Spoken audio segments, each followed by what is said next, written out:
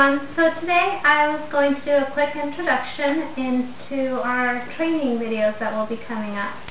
Now this is Attila, my little Shiba Inu, and this is Rex, my German Shepherd, and this right here is Coco, and he's a little brown mutt that we found last year, and we were foster caring him, thinking that we would find his owner, but unfortunately nobody ever called about him, and we had to come with a decision of whether we would have to either give him away or keep him or give him to the Humane Society. So we decided in the beginning of January that we were going to keep him.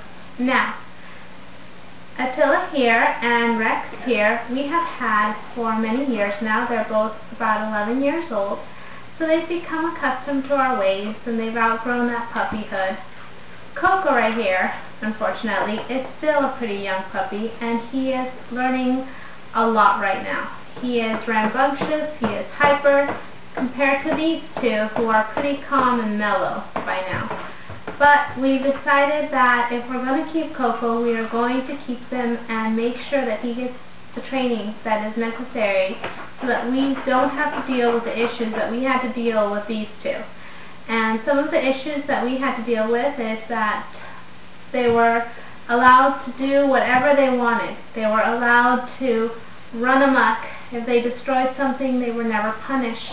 If they barked at somebody, they were never punished. They were never really taught any manners. And the only reason why they're so wonderful now is because they're older and they've settled down a lot. But believe me, we had some adventures when they were juveniles, and it was just a headache. So I don't want the same thing to happen to Coco here. I don't want him to be as rambunctious and destructive and just out of control type of dog. So we decided to start by training him. Now, he looks pretty mellow right now, but in reality, Coco is jumping at every second, wanting to play with toys, and it's because he's still a puppy and he still has that hyperness, and he hasn't been fixed either.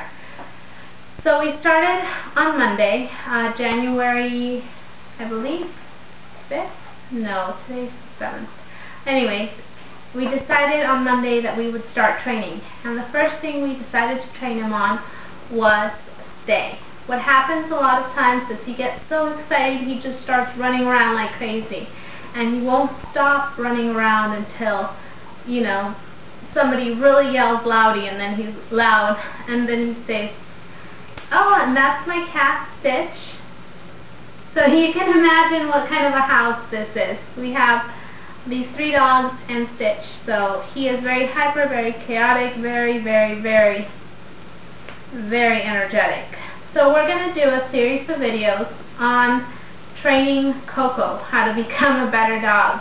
When he arrived, thank goodness, he was already potty trained, but he needs to work on his sit, his stay, his leave it, and of course lay down, up, and come. So those are going to be some of the videos we're going to do. We don't really know what we're getting ourselves into. I'm just checking out books at this point, checking out DVDs from the library on how to train dogs, and that is our only guidance.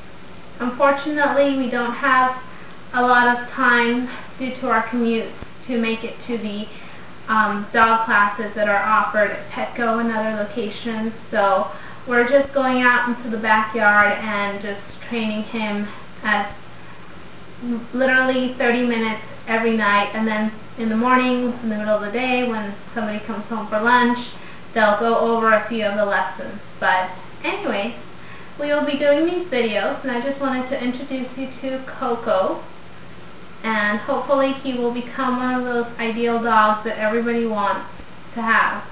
So we'll see. Our first video will be on his training for stay. Believe it or not, it's only been a week, but he's getting really good at it, although he has really weak moments sometimes. So anyways, I just wanted to introduce you to Coco and his training lessons that we'll be taping, and hopefully he'll become a better dog. There you go, sweetie.